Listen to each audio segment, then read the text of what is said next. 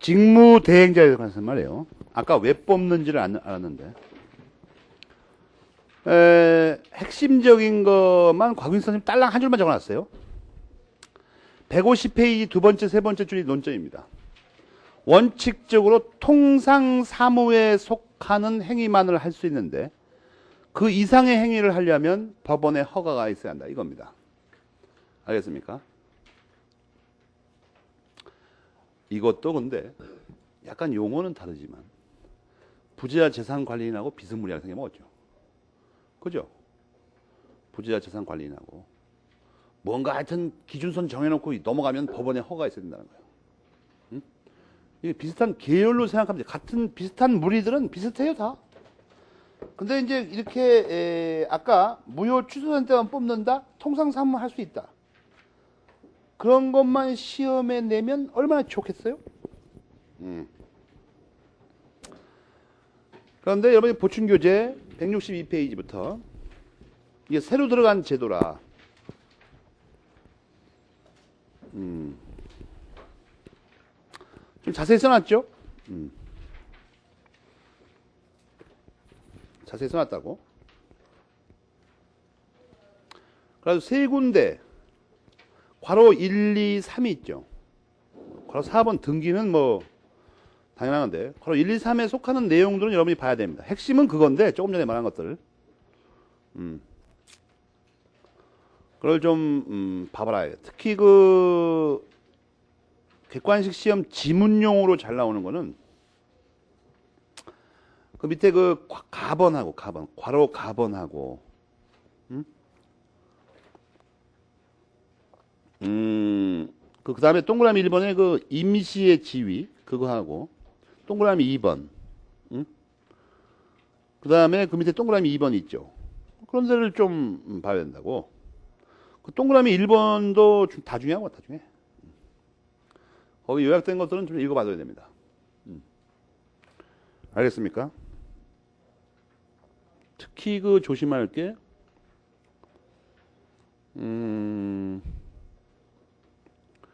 동그라미 2번 있죠. 163페이지 그 괄호 3번에 동그라미 2번 있잖아요. 그럼 별표 하나 해놓고 가장 출제 확률이 높은 그겁니다.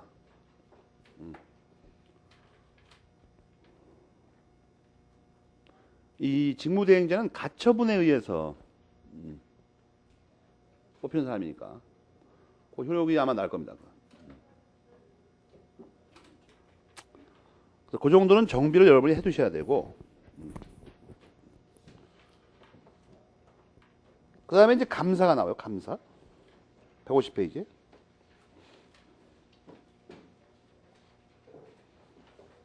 이 감사의 핵심 논점은 뭐냐 하면 이사와의 구별입니다. 우리가 별로 피곤하게 살 필요가 없어요. 이사와의 구별. 알겠습니까? 그게 그냥 그걸 외우려고 그러면 대단히 힘이 드는데 이사와의 구별이라고 말을 해놓고 가만히 보면 금방 알 수 있다. 알겠습니까?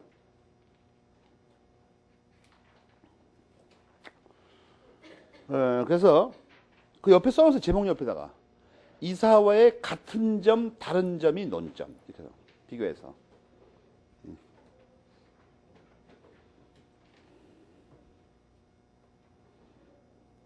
그래서 교과서나 보충교재 아무 쪽에서나 이사와 마찬가지로 그거 하나 찾아놓고 여러분 그 로마자 2번에서 마찬가지가 뭐죠?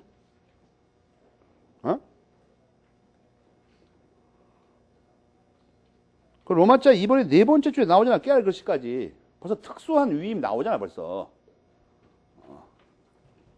특수한 위임. 위임 나오면 선량한 관리자 뭐 이런 거 나오는 거 그냥. 뭘 그렇게 오랫동안 생각을 해요. 뻔한 거 오랫동안 생각하는 사람들이 주로 어떤 사람들입니까? 빨갱이들이에요. 사기꾼들하고. 사기꾼들은 이 뻔한 것도 어떻게 비비 틀어가지고 뭘 건수를 만들어내요. 같은 점은 그거 하나입니다. 나머지는 이사와의 구별이 전부 논점이에요. 우선 첫째, 그리고 참, 그 같다는 게, 위 뽑는 거에 대해서만 같으니까 그 로마자 1번의 세 번째 줄에도 같은 게 있죠. 그 위에 로마자 1번의 세 번째 줄에도 같다. 같은 거 서로 위아래 묶어놔요. 쭉 엮어서 같다 써놓으라고. 나머지는 전부 차이점이니까. 다른 것들은 다 차이점에 불과합니다. 알겠습니까? 먼저 말이에요. 다른 점을 거기서 슬슬 보면 우선 로마자 1번의 두 번째 줄에 나오죠. 필요기관이 아니다. 이사는 필요기관 아니야. 이렇게 대비해서 공부해야 양쪽을 한꺼번에 기억할 수가 있죠. 오히려 뚜렷하게. 감사는 임의기관이에요. 첫 번째 차이점입니다. 붉은 걸로 1번을 매겨요. 다른 점 1. 로마자 거기 보면 그 1번을 보면 임의기관이다. 그 다음에 네 번째 줄에 두 번째 차이점이 나오죠. 성명 주소가 등기사항이 아니다. 이사와 달리. 두 번째 차이점이에요. 그 다음에 직무 권한에 보면 두 번째 줄에 있죠. 대표하는 권한은 없다. 이사와 달리. 세 번째 차이점입니다. 그 다음에 또 쭉 내려가다 보면 채무 불이행까지는 똑같은데 연대 책임이 없다. 그럼 보입니까? 연대 책임이 없다. 네 번째 차이점이죠. 다섯 번째 차이점은 뭐죠? 그 밑에 줄에 있죠. 과반수 집행이 아니다. 단독 집행이다. 과반수 집행이었잖아. 아까 이사는. 단독 집행이라니까. 이사는 집행은 과반수, 대표가 단독이었었지 아까. 이건 집행이 단독이라고. 그 다음에 또 내려가다 보면 말이에요. 직무 권한이 다르죠. 당연히. 감사는. 직무 권한이 감사하냐? 감사에 하는 일이. 6가지 차이점이 있습니다. 이사와 감사와의 차이점 6가지. 같은 점, 그 위아래 묶은 거 하나. 이렇게 굴곡 있게 뭔가 입체적으로 공부를 해야 될 거 아니야. 그럼 양쪽이 뚜렷이 드러나잖아, 이게. 차이점과 같은 점이. 알겠습니까? 내용이 아니고 형식이 문제라니까. 형태상 차이점이 있어요. 딱 보면. 그저 법학책을 읽을 때는 모르는 말이 몇 개 나와도 상관없어요. 같은 점하고 다른 점만 디디다 찾고 앉는 거야. 같은 점, 다른 점만. 알겠습니까? 야리꾸리하게 공부하지 말고 같은 점과 다른 점은 뭐냐. 알겠죠? 맨 앞에 와서 앉아.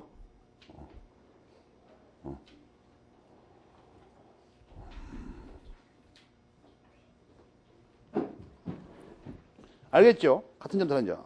그 다음에 사원총회가 나와, 사원총회. 사원총회에서 가장 중요한 건 뭐죠? 그 첫째 줄에 나오는 거죠. 최고의 의사결정기관. 여기서 여러분이 궁금한 게 있어요. 의사결정은 알겠는데 최고는 왜 붙었나? 최고. 최고가 뭐냐는 거야, 이거. 최고. 최고급일까?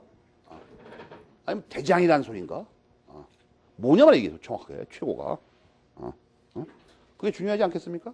최고.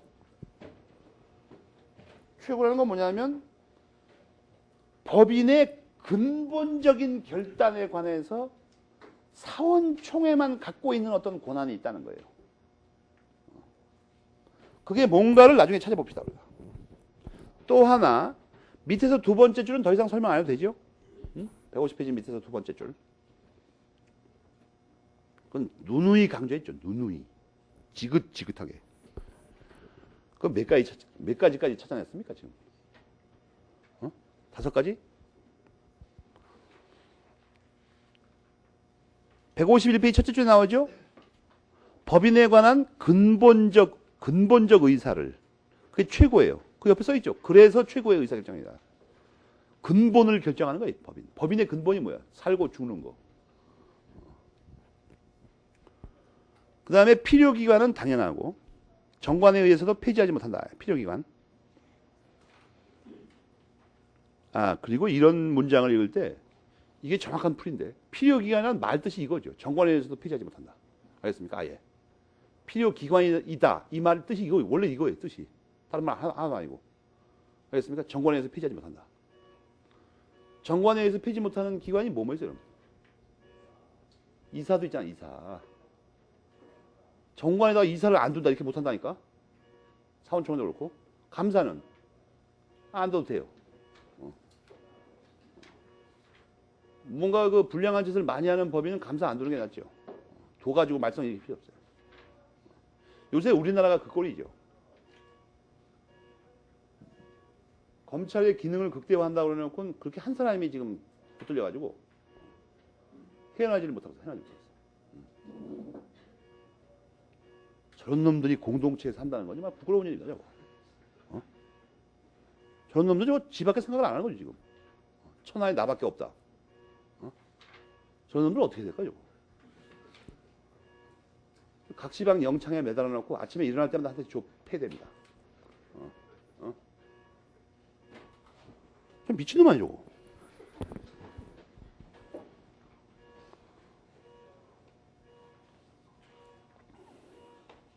그 다음에 총회의 종류를 봅시다. 통상총회와 임시총회 이렇게 있죠. 응? 통상총회, 임시총회. 통상과 임시가 뭘로 구별하냐 하는 겁니다. 응? 통상과 임시가 뭘로 구별하냐. 1년에 한 번 열리냐 아니냐 그걸로 구별하죠. 1년에 한 번 열리냐 아니냐. 그러니까 통상이라는 건 정기총회 말하는 겁니다. 여기서 이제 주로 시험에 나오는 게 임시총회에 관한 겁니다. 임시총회에 관한 거. 또 언제까지 저러는 거야 저거?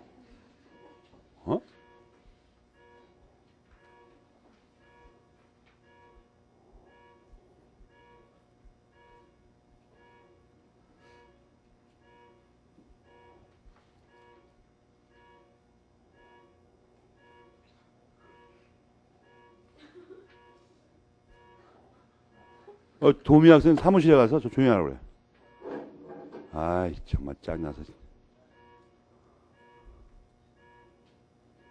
학원은 밥 퍼먹고 뭐 하는 거야 지금?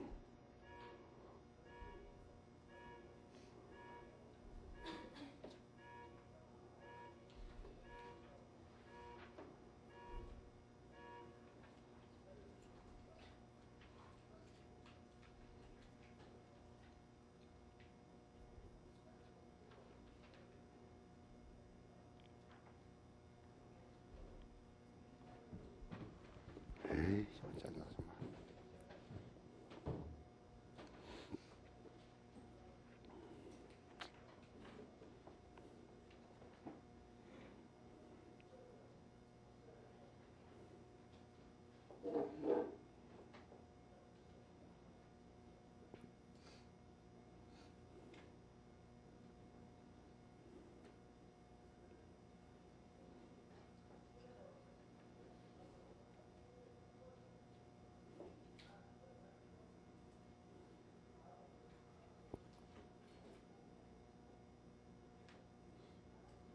그 임시총회에서는 어떤 때에 임시총회를 여느냐가 중요한데 그 중에서 꼭 하나 알아야 되는 게 뭐냐면 거기 총사원의 5분의 1 이상으로부터 이런 게 보이죠. 응? 총사원의 5분의 1 이상으로부터. 그것을 특별히 그 밑에 보면 소수사원권이라 한다 이렇게 써있죠. 응? 소수사원권이라고 한다. 그게 제일 중요한 겁니다. 소수사원권. 이 소수사원권은 여기서는 그냥 소수사원권이다. 뭐 이렇게 써놨는데, 그거에 관해서 정말 그 시험에 나오는 건 153페이지에 로마자 1만에서 그 소수사원권이 공익권에 포함된다. 그런 거 보입니까? 응? 공익권에 포함된다. 연결해서 그 정도 알아두면 되고 소집 절차 같은 거는 뭐 한 번은 읽어봐야 되지만 별 내용이 없으니까 놔두고. 총회 권한이 나오는데, 총회 권한에 거기 있는 거 다 지문에 자주 나오는 말들인데, 특별히 기억할 만한 건 뭐가 있냐면, 맨 밑에 줄에 나오는 총회의 전권사항이라는 거예요. 이 전자가 오로지 전자죠. 오로지. 이게 무슨 말이냐면, 총회밖에 이 권한을 안 갖고 있어요. 그 왼쪽에 있는 걸 번호 매겨야 돼, 번호. 두 개죠, 두 개. 두 개. 정관 변경, 임의 해산. 이 두 가지는 총회밖에 없어요. 그리고 오른쪽으로 읽어보면 정관의 규정에 의해서도 이걸 뺄 수 없어요, 권한을. 강력하게 보호되는 겁니다. 이 전권 사항의 의미가 그거예요. 정관 변경과 임의 해산. 알겠습니까?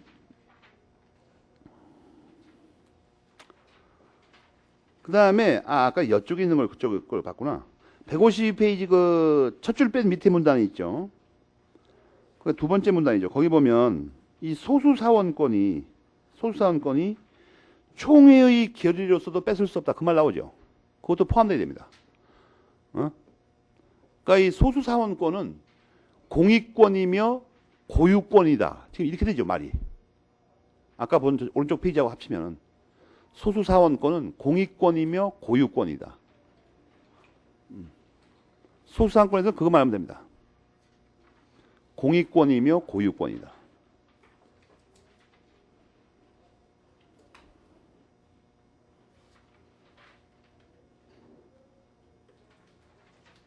그 다음에 총회의 결의가 나오는데, 여러분이 먼저 그 국민학교 때부터 배운 거 있죠. 그 괄호 1번의 끝에 두 가지가 나오는데 번호 매겨봐요. 의결 정족수, 의사 정족수. 그래가지고 의사 정족수는 그 모임을 성사시키는 숫자 말하는 거죠. 근데 의사 정족수가 몇 명이냐는 거야 도대체. 그래서 학설이 대립한다고 써있죠 거기. 의사 정족수에다가 녹색으로 네모치고, 왜냐면 학설이 갈리니까 2인 이상이냐 과반수냐 이거예요 지금. 2인 이상이냐 과반수냐. 압도적인 다수는 뭐예요? 2인 이상입니다. 왜 2인 이상이죠? 조문이 없으니까. 조문이 없으니까 그러는 겁니다.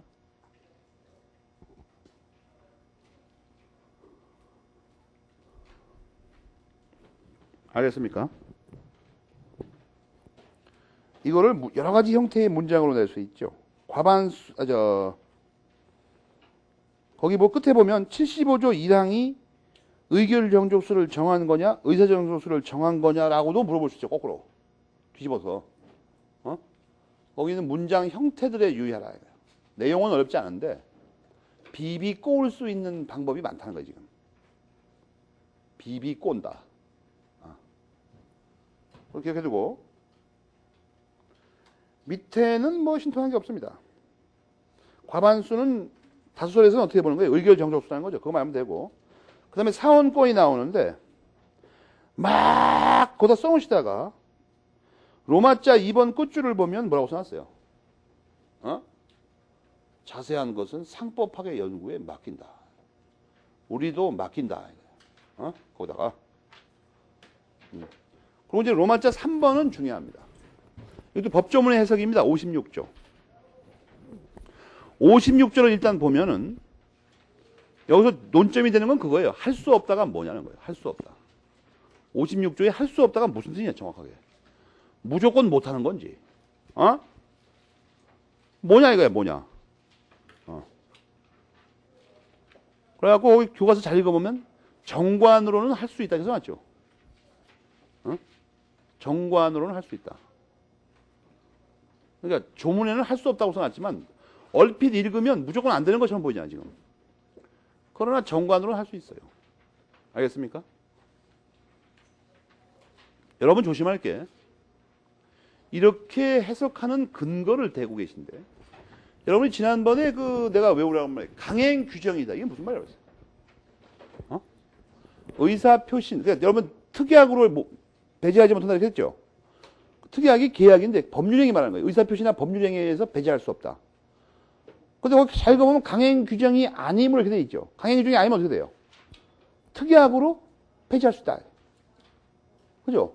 근데 왜 갑자기 정관이 특약이 된 거예요, 뜻없이?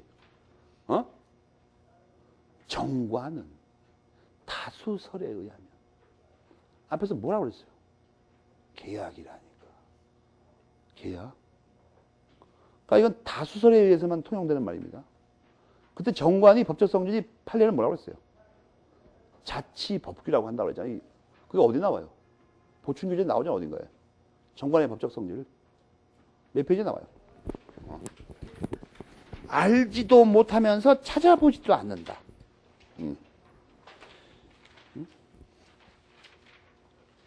모든 사악함의 출발점이 그겁니다. 몇 페이지에 나와요?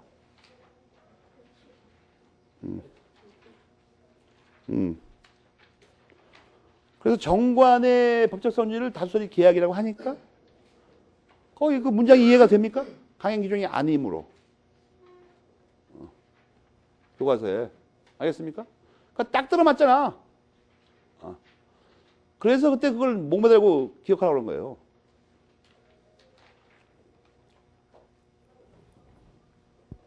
그러니까 앞에 기초가 돼 있으면 그걸 이렇게도 표현하고 저렇게도 표현하고 뒤집어서도 말하고 이런 걸 자꾸 훈련하게 된다, 우리가.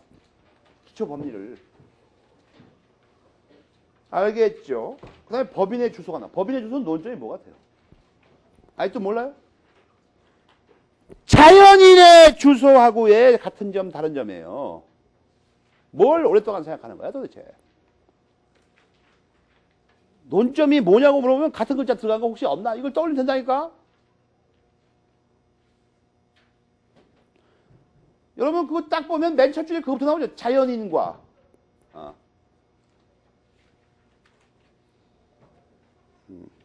그리고 보면 필요는 똑같은데 기준은 다르다 이렇게 써 있죠.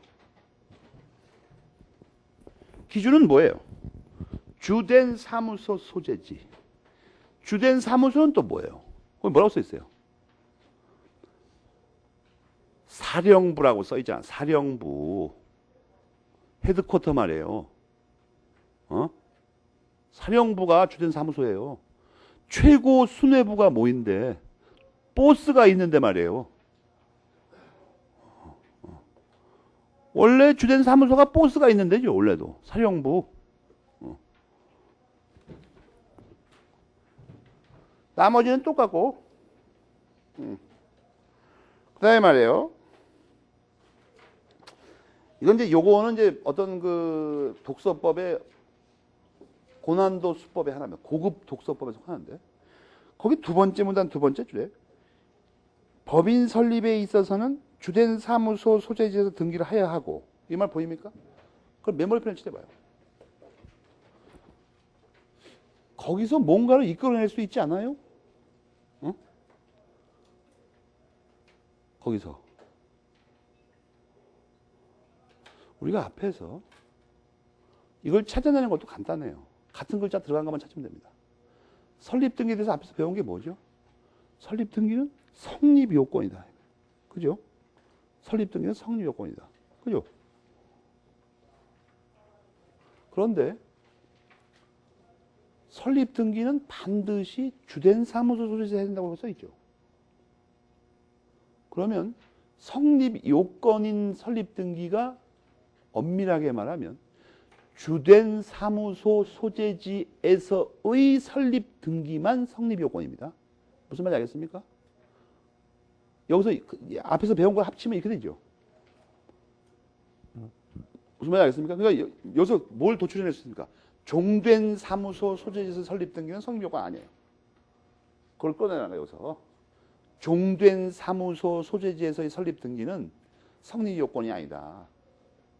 실제로 지금 내가 지금 불러준 이 문장은 기출문제에 나와 있죠. 이런 문제 나오면 천박하게 공부한 사람이 헛갈려 이거. 아니 그때 강의실 때 배울 때 뭐 설립등기는 성립요건이라고 하는데 종된 사무소? 그거 별로 안 중요한 말 같은데? 이 말이 맞을 거야 아마. 이렇게 생각한다고 잘못하면. 그러나 저 문장과 합치면 성립요건인 등기는 말이에요. 주된 사무소 소재지에서의 설립 등기만 말합니다. 그러니까 곽윤직 선생님 책을 여러분들이 못 읽어서 그렇지 여기 없는 말이 없다니까. 가만히 생각해 보면 이 놀라운 책입니다. 이거. 내가 볼 때 놀라운 책이에요. 이렇게 얇게 써놨는데 없는 말이 없다. 똑바로 읽기만 하면 다 끌어낼 수 있다. 그런데 그렇게 압축해놓고 양이 많은데도 또 일반 원리를 기준으로 공부해야 될 양이 많지 않다. 똑바로 알기만 하면. 처음에만 좀 어려워서 그렇지. 이런 책을 우리가 이름하여 뭐라고 합니까? 이걸 진정 교과서라고 합니다. 진정 교과서. 진정 교과서의 대개념은 뭡니까? 유사 책입니다. 교과서도 아니고. 그 말 쓰지 마달라는데 또 쓰고야 말았네.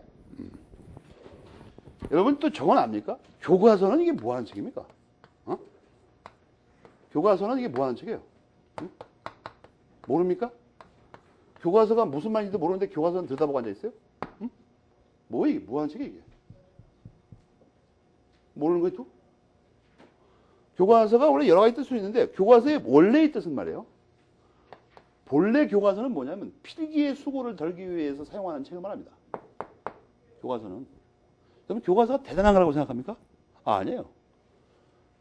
수강하는 사람들에게 필기의 수고를 덜어주기 위해서 필기하지 말라고 써놓은 책을 교과서라고 그래요. 근데 우리나라에서는 이거보다 약간 일본과 우리나라에서는 약간 조금 더 의미를 부여했습니다. 그래서 기본 책에서의 의미를 씁니다. 현재로서는. 알겠습니까? 기본 책에서.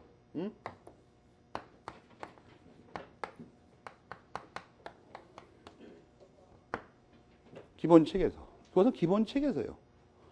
교과서는 국어 사전이 아닙니다. 그러니까 교과서에는 기본 책에서에는 알맹이가 들어가 있는 게 아니에요. 체계가 들어가 있습니다. 시스템. 알겠습니까? 체계가 들어가 있다고. 그러니까 지금 강의 들어보면 알겠죠. 여러분 나한테 내가 이 알맹이를 어떤 건 세부적으로 잘 설명 안 하죠. 근데 모르는 게 거의 없죠, 여러분이. 어떤 체계 그것만 딱 중점을 하야 합니다. 뭐 반대 개념이 뭐냐? 다른 건 뭐냐? 똑같은 글씨가 어딨냐? 지금 내가 구체적으로 어떤 내용에 대해서 별로 말하지 않고 있잖아, 지금. 물론 이제 어떤 중요한 부분은 상세히 설명하지만 대부분 그렇게 하죠. 그런데 여러분이 못 알아듣는 게 여기 뭐가 있어? 없어요, 거의. 왜냐하면 이 기본 체계에서는 역할이 체계를 익히는데 기본 체계 있죠. 체계를 익히는데 중점이 주어져 있어요. 민법 전체가 지금 어떻게 돌아가는 판이냐, 이걸 익히는 중점이다고. 그러고도 여러 가지를 알 수 있다고. 반대로 여기서 내가 뭐 상세히 설명하는 것들은 어떤 그 원래 이거 그러니까 논점은 안 됩니다. 논점은 안 돼. 여러분이 예를 들어서 강의 시간에 기본 체계에서 사법시험 보는 수준에서는 되게 쉬운 걸 배웁니다. 물건을 산다고 한다? 그럼 내 물건을 내가 도로 살 수는 있냐? 뭐 이런 거 하나 배워요. 없다예요, 없다. 근데 이거를 체계에서는 여기까지만 가르칩니다. 예를 들어서 뭐 원시적 불능이 나서 없든지, 아니 뭐 이중 동기차가 와서 없든 이런 것만 배운다고 간단하게. 그러나 여기서 학술적으로 배우려면 내 물건을 내가 못 사는 거에 대해서 역사, 그러니까 뿌리, 로마법 이래, 기로만법 이래 이걸 어떻게 처리해 왔느냐 쫙 검토합니다. 그 다음에 이것을 인간의 대가리로 가능한 모든 이론을 찾아냅니다. 모든 이론을. 그 다음에 이런 이론과 역사적 배경에 비추었을 때 내 물건을 내가 못 사게 하는 것이 타당한 거냐? 사게 하는 것이 타당한 거냐? 대책을 세운다고. 근데 이런 내용, 깊이 있는 내용은 책에서 안 들어가 있어요, 지금. 여러분, 우리 현재의 법학 교과서에 있는 내용들은 내가 볼 때 한 87 정도 IQ. 그 정도면 이해할 수 있는 내용이에요. 뭐 개부따로 아무것도 없어요, 그 안에. 내용은 대부분 어디냐면 여러분이 그 도서관 같은 학교 도서관에도 뭐 조금 있을 거 아니에요. 전문적인 법학 논문집도 들어가 있습니다. 여러분 학교 가서 내용을 안 보더라도 한번 논문집도 한번 찾아봐요. 어떻게 써 있나. 모든 논문집이 여러분 보기 싫게 써 있죠. 처음에 한 300페이지면 한 150페이지가 역사에 관한 얘기입니다.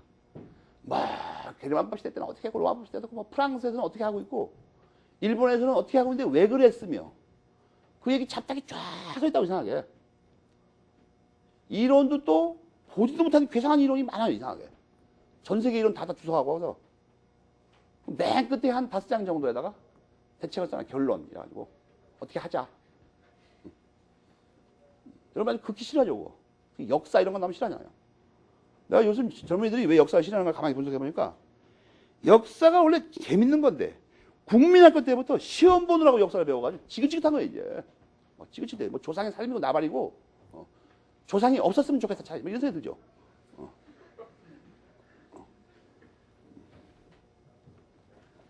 그래갖고 어떤 지식을 여러분이 계속 습득하고 있습니까 요새? 뿌리가 없는 지식. 역사도 없이 그냥 되는 대로 그냥 닥치는 대로 그냥. 요새 그러고 요새 사건 터졌죠.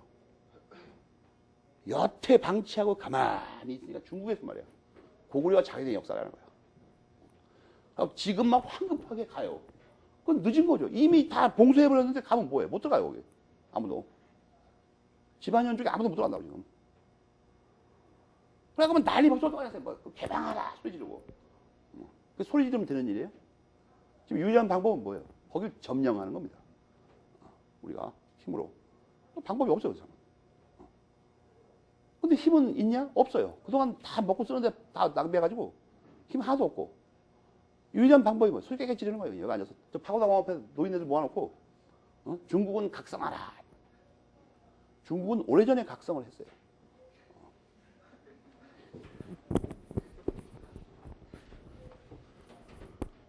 정관의 변경을 또 보자. 정관의 변경. 주소에서 그걸 보고. 정관 변경에서 우리가 눈여겨볼 건 정관 변경이 도대체 무슨 말이냐는 거야. 두 가지 개념 표지로 되어 있습니다. 동일성 유지, 조직 변경. 알겠습니까? 동일성 유지, 조직 변경. 이 동일성 유지는 지금 여러분 머리 아플까 봐 설명 안 하는데 이게 물권법 중간을 넘어가 버리면 우리 민법에서 가장 많이 등장하는 주요 개념이 동일성 유지입니다. 동일성 유지가 정확하게 무슨 뜻인가? 세 가지 내용을 갖고 있어요 원래. 동일성 유지한다는 말이. 여기서는 바쁘니까 놔두고 그냥 동일성 유지 놔두고 조직 변경하는 거 있죠. 그러니까 그냥 조직 변경하면 정관 변경 아니에요. 이게 무슨 말이냐면 일상생활에서 여러분 상식에 기초하고 이걸 잘못 틀릴 염려가 많은데 어떤 그 비영리 법인이 말이에요. 다른 형태의 법인으로 바뀌었을 때 이게 정관 변경인지 아니면 아예 법이 새로운 법인이 된 건지를 어떻게 판단하냐면 동일성 유지를 판단해요. 동일성 유지. 예를 들어서 우리가 32조에서 비영리 목적 중에 뭐 학술, 종교, 사교 이런 나왔었죠. 근데 사교를 목적으로 하던 어떤 비영리 법인이 갑자기 사교 구성원간의 사교든 뭐 다른 사람 사교를 상관없어요. 사교를 목적으로 하던 법인이 갑자기 학술을 목적으로 하는 법인으로 바뀌어버리면 이건 목적이 바뀌어버려고 동일성이 있다고 도저히 말할 수가 없죠. 그렇잖아요. 이건 그건 정관 변경이 한 게 아니에요. 이건. 물론 그렇게 바꿀 때도 정관은 바꾸지만 그걸 보고 우리가 정관 변경이라고 안 그런다고. 왜냐하면 동일성을 상실해버려가지고. 알겠습니까? 그래서 사교를 목적으로 하던 법인이 사교를 목적으로 여전히 하긴 하는데 뭐 구성원들의 어떤 지위나 이런 거 좀 바꿨다. 이건 정관 변경이에요. 동일성이 유지되고 있으니까. 그러니까 동일성 유지 정관 변경 알겠습니까? 동일성 유지 정관 변경.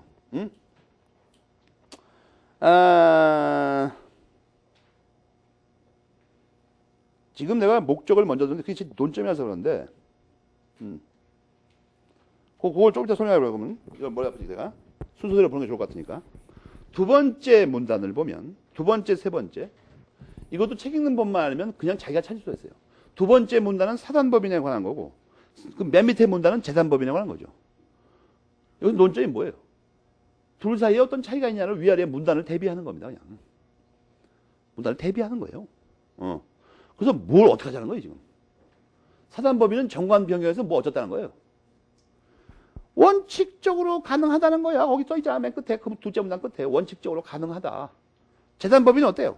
원칙적으로 안 된다고 맨 밑에 써있구만. 맨 밑에 줄에. 그러니까 내용은 몰라도 된다니까 빨리 그것만 찾으면 돼요 빨리.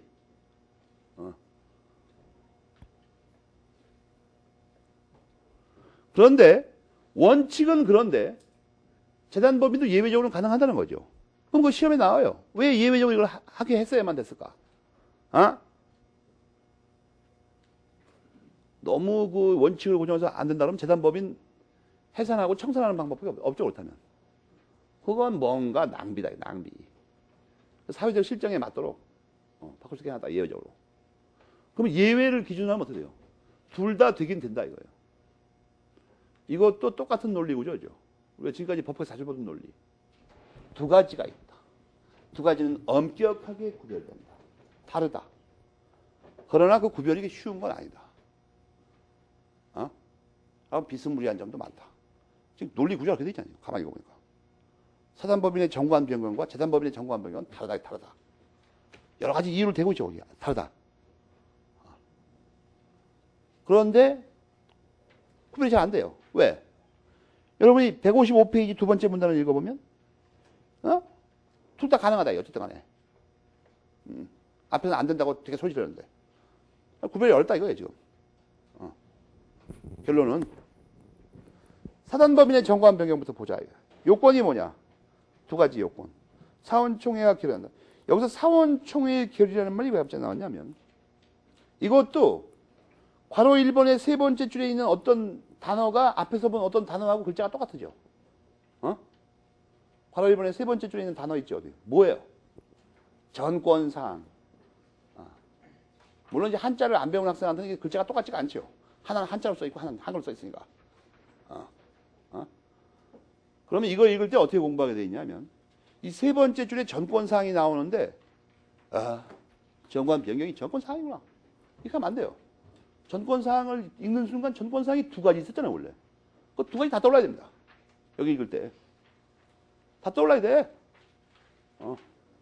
그게 왜 떠올라야 되냐면 전권사항에도 두 가지가 있어가지고 두 가지 사이에 차이점이 뭔가를 밝혀야 된다는 거야 지금 머릿속에서.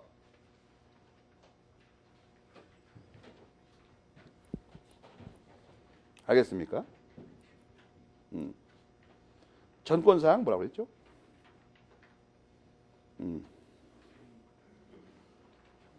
전권사항에 조심할 게 하나 있어요. 이게 사원총회 전권사항, 전권사항에다 뜻이 뭐라고 했을까? 정관에서도 폐지하지 못한다니까? 정관에서는 폐지 못하는데 근데 사원총회의 전권사항이니까 총회 의결로는 할 수 있죠. 그죠? 그렇잖아요. 총회 전권사항이니까 직원아니니까. 그러니까 이거 이상하지 않습니까? 정관에서는 못 바꾸는데 총회에서는 바꿀 수 있다고. 정관이 이게 헌법하고 비슷한 거죠 원래 법인에서는. 근본 규칙 아니야? 헌법. 우리나라 헌법도 그렇죠. 우리나라 헌법도. 그렇지 않아요?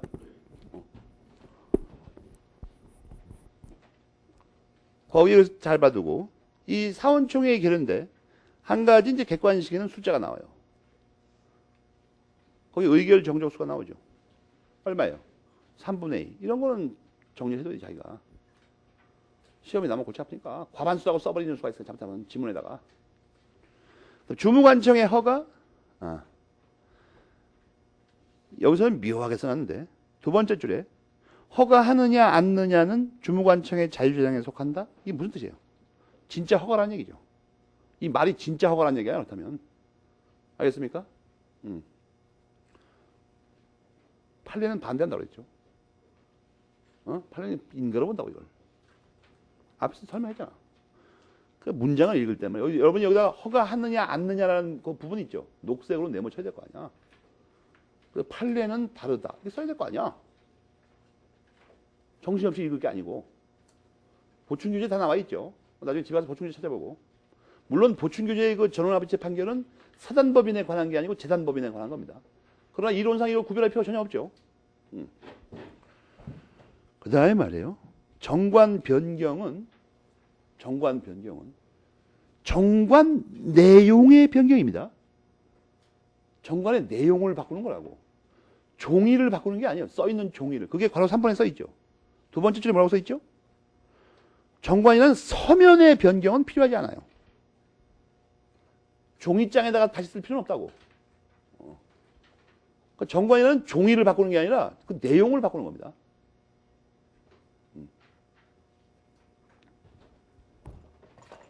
이 말도 원래 이걸 최대한 의미를 전환시켜서 시험 문제 내면 시험 문제 어떻게 되냐면 정관 변경은 서면을 요구하는 요식행위가 아니다. 이 말이죠. 그죠? 그렇잖아요. 굉장히 어렵기 때문에 그런 문제 안 낼 겁니다. 일본 사실에 나와요. 일본 사실은 그러니까 문장을 최대한 의미 부여를 하고 물어봅니다. 가능한 모든 그 방향에서. 여러분 일본은 말이에요. 일본에도 고시학원이 있습니다. 일본에도. 여러분 오해하면 안 되는 게 일본의 고시학원은 법학과에 재학 중인 학생은 안 와요. 절대로. 학교에서 훨씬 충실하게 학습을 시키니까.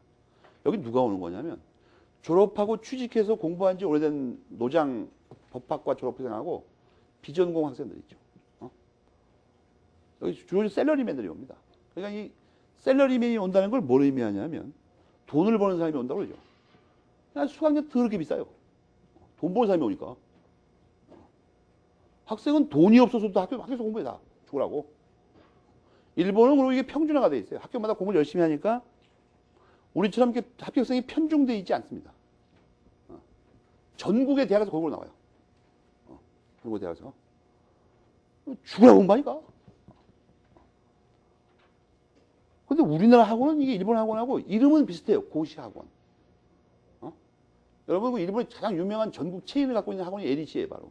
그 이름을 도용해서 여기 회사명을 쓰고 있는 뭐 여기 어디 있죠, 뭐가. 그거하고 전혀 체제가 안 같은데 내가 보니까. 일본의 그 고시학원 말이에요.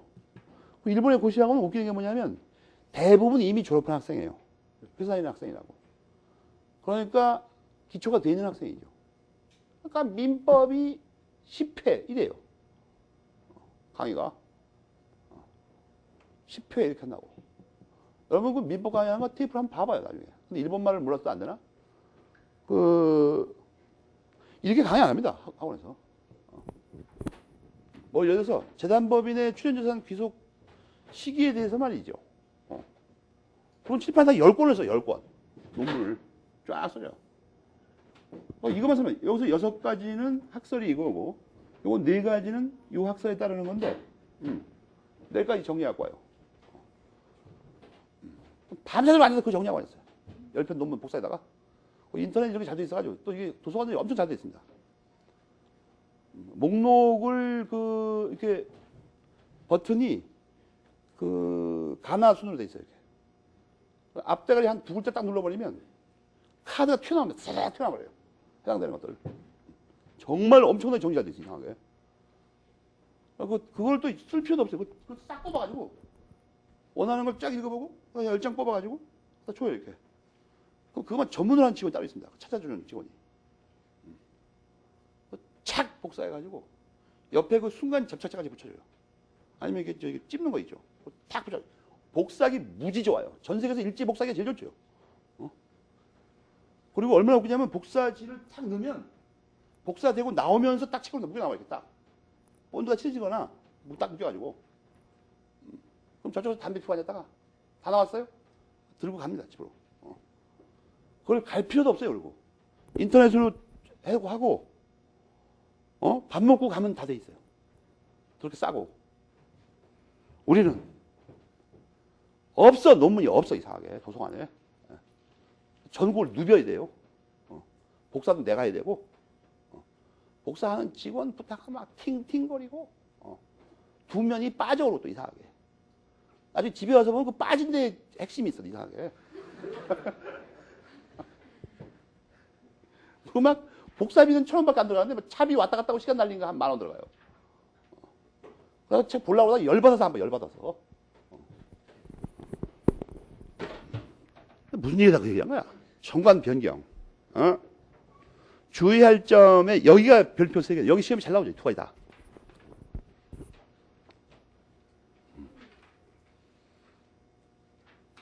단국대 국사 교수 한 분하고 김용옥 선생하고 들어올 때 말이에요. 세관에서 애먹은 게 뭐냐면 엄청난 분량의 복사 그 책을 들고 왔습니다. 두 양반이 다. 두 분이 동시대에 그 하버드에서 공부했는데 그 하버드는 뭐가 문제가 되냐면 잘 된 게 뭐냐면 도서관이 여섯 개가 있어요. 6개. 두 분이 그 옌칭 도서관에서 공부했다는데 그 복사할 때 말이에요. 거기는 돈을 안 받아요. 유자격자가 신청하면 돈을 안 받는다. 그래갖고 무제한 해줍니다. 무제한 그냥. 10,000권 해달라 해요. 그냥 다. 들고 가는 게 문제예요. 해달라는 게 문제가 아니고. 그래갖고 그 국사교수 한 분은 우리나라에는 없는데 미군이 중국을 그 점령하고 침략했을 때 그 훔쳐간 고서들이 있죠. 그래서 사거리 복사한 거야, 사거리. 8톤 카고로 두 개 분량이었다고 하더라고. 들어올 때. 그러니까 막 세관에서 열받아가지고, 너무 많으니까 이게. 그걸 무료로 다 하는 거예요, 무료로. 들고 두고 왔어요. 독특한 학설을 주장했죠. 독특한 학설. 그죠? 북경 바로 그 위쪽에 있는 강까지가 고조선의 영토였다. 그건 괴산 학설을 주장했다고. 중국 고선을 중심으로. 딱 문헌적인 근거가 있으니까. 지금 동양의 중요한 그 서적들이 상당히 그 미국이 훔쳐갔습니다. 다. 그거 다 밝혀지면은 역사를 바꿔 쓸 수도 있어요. 지금 그 중국에서 사실은 왜 고구려를 자기네 거라고 하는데 그 주요 문헌적 근거가 뭐냐면 미국에서 훔쳐간 거 거의 다 찾아왔어요. 근데 거기 그렇게 써 있어요. 진짜로. 갑자기 생각을 바꾼 거예요, 지금. 평소에는 그냥, 저 조그만 나라에서 고구려가 지낼 거라고 하니까 내버려두자. 귀찮으니까. 또 옛날에 먹고 살기 힘들어서 그거 신경 쓸 시간이 없었어요. 한국에 뭐 아쉬운 소리 하느라고. 원조 좀 해달라고. 뭐 투자해달라고. 근데 이제 중국이 우리 앞질렀죠, 훨씬. 답답한 일 없는 거지. 배 부르고 이제 가만 생각해보니까. 아니, 고구려가 분명히 만주에 있었는데. 이게 왜 갑자기 서울에서 지낼 거라고 주장하는 이상한 거예요, 갑자기 이게. 슬슬 이제 배부르면 어떻게 됩니까, 사람이? 엉뚱한 짓까지 한다고, 이제. 책도 자꾸 보게 되고. 책 보니까, 고구려가 우리 거 같은데, 이거? 그러니까 우리는 배부를 때는 딴짓거리 하고 있다가, 숨 넘어갈 때 이제 그걸 발견합니다. 힘이 없어요, 지금은. 여러분, 중국이 저걸 고구려가 자기네 거라고 할 때, 여러분 조심하게 하겠어요. 우리가 목표가 아니고, 북한도 지금 관련돼 있죠, 북한도. 그걸 각오하고 주장하는 거죠, 지금 각오하고. 북한 기회 올려면 기회 올라와봐라, 한번. 이렇게 하고 하는 거예요. 그러니까 사태가 이미 다 틀어지는 겁니다. 지금 파고도 앞에서 소리 지르는 게 아니에요. 지금 학생이 전부 총 들고 거기 가서 점령해야 돼. 방법이 없어, 지금. 근데 우리는 총을 가질 수가 없으니까, 논점을 정확하게 한번 파악해보자. 정관 변경에 관해서 문제되는 것이 둘 있다. 첫째는 뭐냐? 이거 헌법에도 이런 거 나오죠, 이 문제. 헌법에 헌법을 개정할 수 없다고 써놓으면 할 수 있냐, 없냐고 나오죠. 똑같은 문제. 정관이 법이냐, 헌법 아냐. 정관에다 정관을 못 고친다고 써놓으면 어떻게 하는 거야, 이거. 헌법상의 다수는 뭐예요? 할 수 있다는 거죠. 여기도 할 수 있다, 그래서. 여기도 뭐예요? 전 사원의 동의가 있어야 된다? 이건 헌법에 뭐하고 똑같은 거예요? 국민투표. 어려운 거 아니에요, 이거? 이 문제가 재밌지 않습니까? 정권을 바꿔야 되는데 정권에다 정권을 못 바꾼다고 써놓으면 어떻게 하는 거예요, 이거? 괴상한 질문 아니에요, 이거? 답은 간단해요. 또 두 번째 문제는 또 뭐예요? 목적을 다른 것으로 바꾸세요. 아까 내가 말했던 거죠. 목적 바꾸면 이게 동일성이 움직인다, 잘못하면. 목적 바꾸면. 답이 뭐예요, 거기? 어떻게 써 있어요, 거기? 거기 밑에서 네 번째 줄 봐봐요.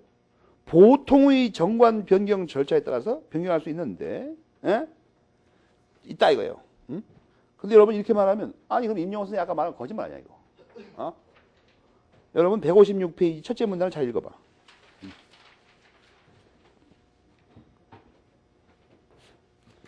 한계 설명하고 있죠. 기본적인 한계가 있다 이거예요. 무조건 바꾸면 되는 게 아니라. 그래서 앞뒤를 종합해서 읽으라 이런 얘기예요. 앞뒤를 종합해서 읽어라. 알겠습니까?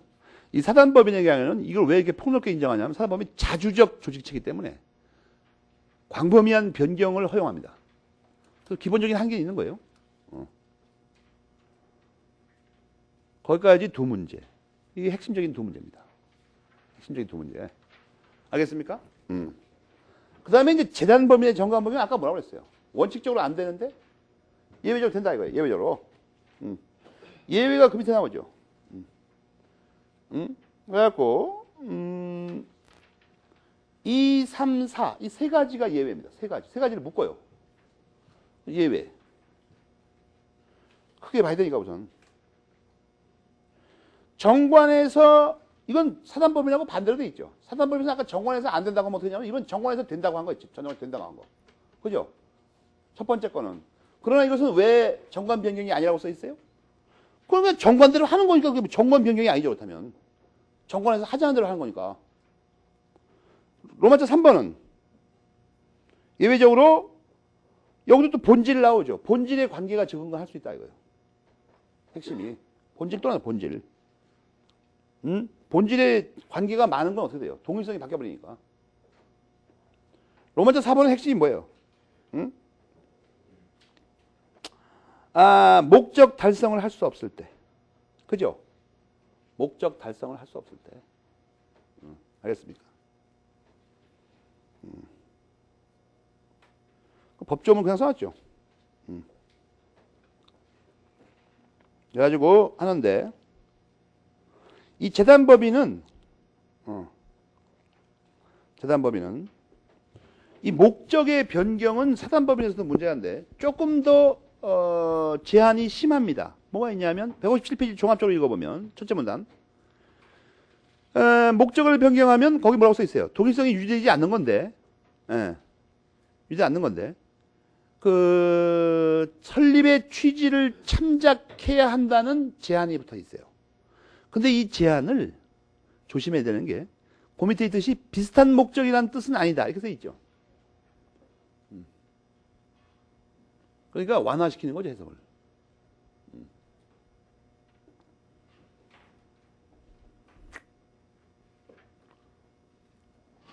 괄호 4번, 5번도 지문에 잘 나오죠, 가끔. 누가 하냐? 설립자나 이사. 이것도 묘하게 지문을 만들었죠. 재단법인의 정관 변경은 설립자만 할 수 있다. 있다고 써놔, 기분 나쁘게. 그 다음에 등기가 뭐 제3자는 당연하고. 그 다음에 그 작은 글씨 있죠, 작은 글씨. 이게 바뀐 판례에 대한 곽윤 선생님의 태도입니다. 알겠습니까? 작은 글씨. 별표 하나 해놓고. 판례는 어떻게 바뀌었다고? 인가라니까? 근데 곽윤 선생님은 뭐라고 하십니까? 맨 끝에. 옳지 않다, 판례 뜻은. 이게 인가로 부르냐, 허가로 부르냐의 싸움인데, 핵심이 뭐라고요? 자율주량이냐, 아니냐입니다. 그건 왜 싸운다고요? 안 해줬을 때, 인가나 허가를 안 해줬을 때 소송을 걸 수 있냐는 문제예요. 알겠습니까? 허가는 안 된다고 그랬죠. 인가면 되고. 그럼 이걸 이렇게까지 확정할 수 있습니까, 여러분? 머릿속에서? 소송을 걸 수 있나 없나는 개인의 권리 구제에 관련된 거죠. 어느 쪽이 사인들의 권리 구제에 더 적합합니까? 안 해줄 때 소송 거는 게 당연히 구제가 되는 거죠. 안 해줘도 그냥 어떻게 방법이 없다. 이거 안 되는 거 소송도 못 건다, 이거. 그것 때문에 싸우는 거예요, 지금. 곽윤 선생님은 그럼 어떤 취지입니까? 법인 만들고 안 만드는 거는 못 구해주겠다, 이런 얘기예요. 권리 구제는 못 해주겠다. 왜? 왜 그러는 거예요? 행정청의 허가 인가에 관한 문제죠, 지금 이게. 국가기관의 업무 쪽에 더 비중을 두겠다, 이런 얘기입니다. 개인의 권리보다. 이건 공공복리의 원칙에 부합하는 거죠. 사상적 흐름이. 일반 개개인의 소송을 다 인정해버리면 이 법률관계가 불안정해지고 뭔가 국가기관의 통일적인 정책 수행이 어렵잖아, 이게. 주무관청에. 그 다음에 157페이지 로마자 5번은 말이에요. 뭐 복잡하게 써놨는데 이 결론 딱 한 가지예요. 기본재산 처분할 때 주무관청에 허가라고 했는데 그런 말을 갖다 복잡하게 써요. 이거 왜 이런 일이 생겼냐면 옛날에 이게 학설이 대입했어요. 옛날에. 판례가 막 왔다 갔다 하고. 지금은 안 해요. 지금 간단합니다, 그냥. 기본재산. 그리고 여러분 뭐만 메모리 펜쳐서 외우면 되냐면 158페이지 두 번째, 세 번째 줄. 알겠습니까? 별거 아니에요, 이거. 무슨 소리야? 질문 있어요? 너 지금 소리 지지 않았어? 그 다음에 이제 우리가 여기까지 배움으로써 뭘 봤냐면 법인격 없는 사단재산은 뭐에 관한 공부였지? 자연인의 태아에 관한 태아에. 그 다음에 그 이후에 권리능력 뭐 등등등 여기까지는 뭐예요? 정관 병역까지는. 이제 자연인으로 살아서 움직이는 것에서 배운다고. 살아서 움직이는 것에서. 이제 마지막으로 뭘 배워야 돼요? 우리가 법인의 죽음을 본 거지. 법인의 죽음. 마지막이 뭐예요? 법인의 소멸. 여기서 먼저 알아야 되는 건 자연인은 말이에요. 자연인은 잘 살고 있다가 어느 날 갑자기 딱 멈추죠. 숨이 멈춰 갑자기. 알겠습니까? 근데 법인은 자연인처럼 안 죽어요. 죽는데 복잡해. 홍콩 영화처럼 죽어요. 홍콩 영화의 주인공들은 이렇게 총 한 방 정도 맞고 안 죽죠. 그렇지 않습니까? 한 10대 방 맞고 술탄 파편 다시 또 맞고 계단에서 굴러떨어져서 살아있다가 막판에 죽을 때 그냥 안 죽죠. 나쁜 놈들을 도면 끼안고 죽어요 또. 찔기요. 우리는 통칭 말이에요. 법학 공부하는 사람들은 법인처럼 죽는다 이렇게 말합니다. 법인처럼 죽는다. 찔기게 죽는다. 하여튼. 그 얘기 어디 써 있죠? 응? 두 번째, 세 번째 줄 읽어봐요. 자연인의 사망의 경우와 다른 점을 써놨죠. 거기다가. 다른 점이 뭐예요? 죽을 때도 단계적으로 죽어요. 알겠습니까? 법인은 자연인과 달리 죽는데 무슨 단계가 있다고. 단계가. 일정한 절차. 자연인은 팍 죽어요.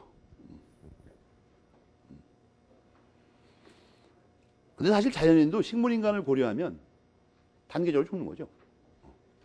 서서히 몸이 마비되죠. 단계적으로. 자연인도 의학적으로는 단계적으로 죽는다고 그래요. 의학적으로. 자연인의 죽음에 대해서 가장 심도 있는 연구가 거쳐진 기간이 언제냐면 베트남 전쟁 기간입니다. 미국의 생리학자들이 대거 참여해가지고 죽어가는 병사들에 대해서 아주 실험을 많이 했어요. 사실은. 그거 나중에 아마 밝혀지면 욕먹을 겁니다. 그거 저주받을 거예요. 엄청난 실험을 했었어요. 그러니까 막 지금 뭐 파편 맞아 죽어가고 있는데 그건 치료할 생각을 안 하고 어떻게 죽는가를 관찰합니다. 전 같은 막 꽂아가지고 어디서 어떻게 되나 이게. 전쟁통이니까 그냥 막. 다리 잘리면 다리 잘린 거 빨리빨리 치료해 줄 생각 안 하고 다리 잘리면 삶이 어떻게 되나 관찰하고 있어요. 나중에 누가 뭐라 그러면 약품 보급이 안 와가지고 응급조치하는 중이라고 거짓말해요. 알아낸 몇 가지 중요한 사항들이 있습니다. 사람이 죽기 직전에 말이에요. 몸이 대단한 겁니다. 그거 보면. 뭐 이런데 막 파편에 맞아서 뚫리잖아요. 그럼 처음엔 고통이 있다가 순식간에 죽음이 확정되면 내부에서 평소에 발견되지 않던 분비물들이 나옵니다. 그리고 마비시키면서 황홀경에 빠뜨려요, 사람을. 순간적으로. 그래서 대부분 죽음은 사실 우리가 예상하는 것과 달리 황홀한 상태에서 죽어갑니다, 대부분. 급작히 죽는 거 아니라면. 그러니까 뭐 죽기 전에 얼마나 고통을 당했냐. 그걸 자기가 생각해가지고 슬프다, 막 무지하게 슬프다 이러고 우는 미친놈이야, 이거. 무식해서 우는 거야, 무식해서. 죽는 사람은 고통을 안 받아요, 거의. 그러니까 뭐 어떤 사람이 남극에서 어디서 빠져서 심각하게 죽었다. 야, 그 추운 데서 얼마나 힘들었을까. 그건 우리가 거기 빠지면 추운 거예요. 우리가. 여러분, 남극 기지에 사는 사람이 추운 물에 빠지면 추울 것 같습니까? 안 추워요. 그럼 맨날 거기 추운 데 살고 있는데 무슨 춥긴 뭐가 추워. 그러니까 그게 발상이 이상한 거죠. 그래서 내가 돌아가신 분의 유족에 대해서 헐뜯으려고 그러는 거 아닙니까? 결코. 뭔가 좀 우리는 많이 알아야 된다는 거죠. 우리나라 사람은 누가 죽으면 말이에요. 몸부림을 칩니다. 몸부림을. 근데 나쁘다는 뜻은 아닙니다. 근데 그건 우리 문화니까. 좀 심한 것 같은데. 그거 좀 심한 것 같아. 다 몸부림 치면 지금 식구 중에 한 2명은 정신 똑바로 차려 있어야 되는데. 살아있을 때 좀 잘하지, 좀. 거기 보면 단계가 무슨 단계야? 무슨 단계? 해산, 청산의 단계라고 써있죠. 여기서 개념을 정확하게 알 게 하나 있습니다. 개념을 정확하게 알 게 하나. 먼저 여러분, 그 문단에서 해산은 뭐고, 청산은 정확히 뭔지를 찾아내봐요, 스스로. 그 문장에서. 해산은 정확하게 뭐고, 청산은 딱 부러지게 정확하게 뭐예요?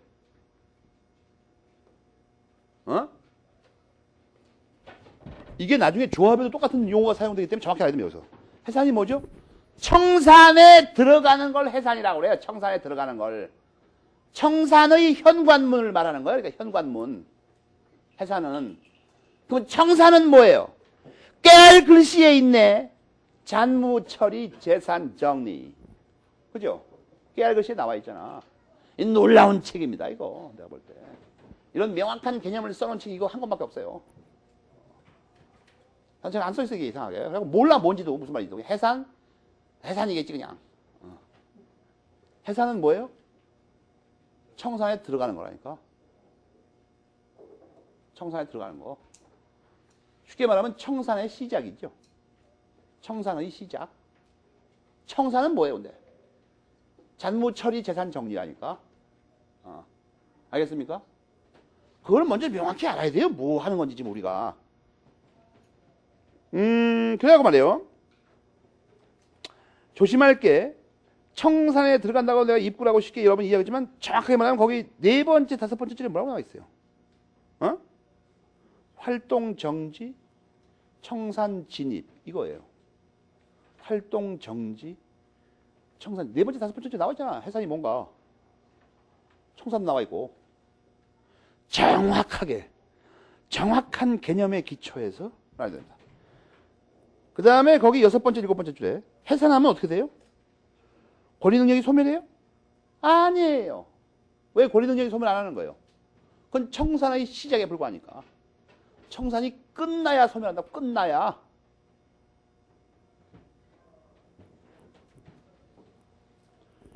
여러분 말이에요.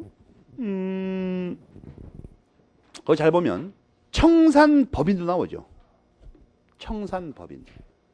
청산법인은 본래의 법인과 무슨 관계에 있다고 써 있어요? 동일하다고 써 있잖아 거기. 동일하다. 동일성이 유지된다. 동일성 유지 또 나와 이거. 동일성 유지. 그러니까 법인은 말이에요. 마치 마술처럼 그 동일성을 잃지 않은 상태에서 여러 가지 천변만화하는 모습을 보일 수 있습니다. 첫 번째 그 모습을 보이는 건 뭐예요? 정관 변경이었잖아 아까. 정관 변경. 동일성 유지한 채 어떻게 해요? 막 야바웃꾼들이 주사위 바꾸듯이 조직을 바꿔버려요. 알겠습니까? 그런가 하면 아예 동일성 유지한 채 어떻게 해요? 다른 법인으로 돼버려요. 청산 법인으로 바꿔버린다고.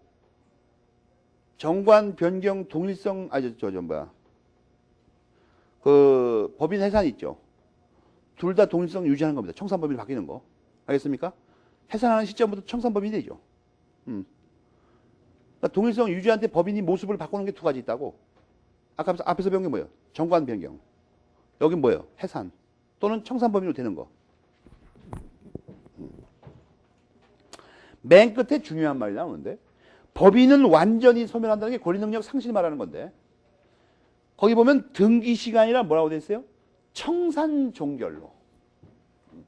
청산 종결로입니다. 법인은 그 파란만장한 인생을 청산의 종결, 등기가 아닌 종결로 마감한다. 알겠습니까? 우리 모두 눈 감고 묵념을 해줍시다. 조금 쉬었다가 공부하기로 합시다.